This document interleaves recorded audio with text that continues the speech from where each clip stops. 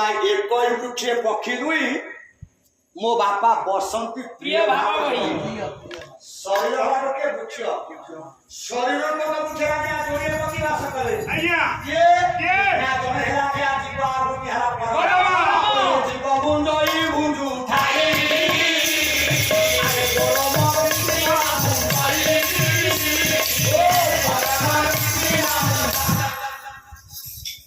मोमा आज्ञा ओई भागवत अभिनंबर बसले सदा सर्वदा जीवन तळे खाऊची जीवन खाइले जीवन सत्ता किछि नाही या परम तळे किछि काउनी परमात्मा को सुख दबा पाई बापा मानव धर्म पाइबा दिन थारु परमात्मा को सुख दबा पाई बापा मानव धर्म पाइबा दिन थारु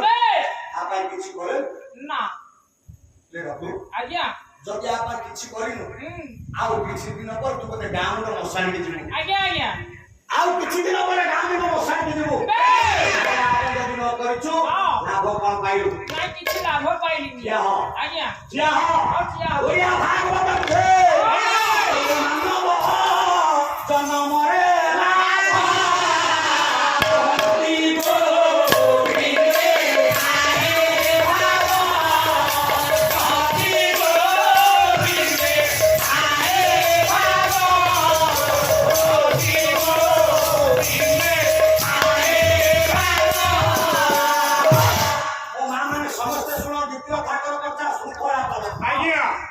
बुझिले अंतरटा पवित्रीकरण हेइबो ए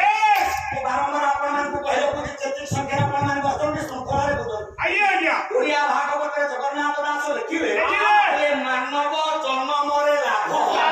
जति गोविंदे थाए भाव मानव जन्म पाइबा परे केवल लाभ रे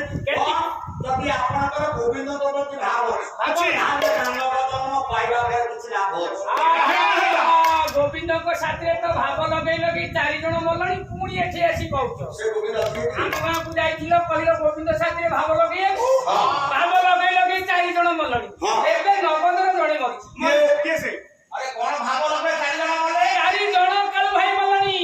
गोविंद साथे भाव करि जे गोविंद के जानि छथि गोविंद के होउछि हम गां गोविंद साहू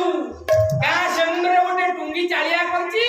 संध्या समय 5-7 जण पहंगी आउछथि 20-25 टंकार गंजी रगड़ा हो जाउची किले में लोड होई कि निया लगे कि ट्रेन भलिया चुप चुप धुआ जा तू और मुंड सत्य सुहरु पाइया तो मुंडे केवल हलिया मु तो गोविंद सब गां लोक कथा कहिया पठी आसे ना के बुझ कान के पवित्रीकरण कर आइया कान रे सुनेबु अंतरटा पवित्रीकरण हबो मो बापा मां से गोविंद किए मानव जन्म रे लाभ जति गोविंद थाए भाव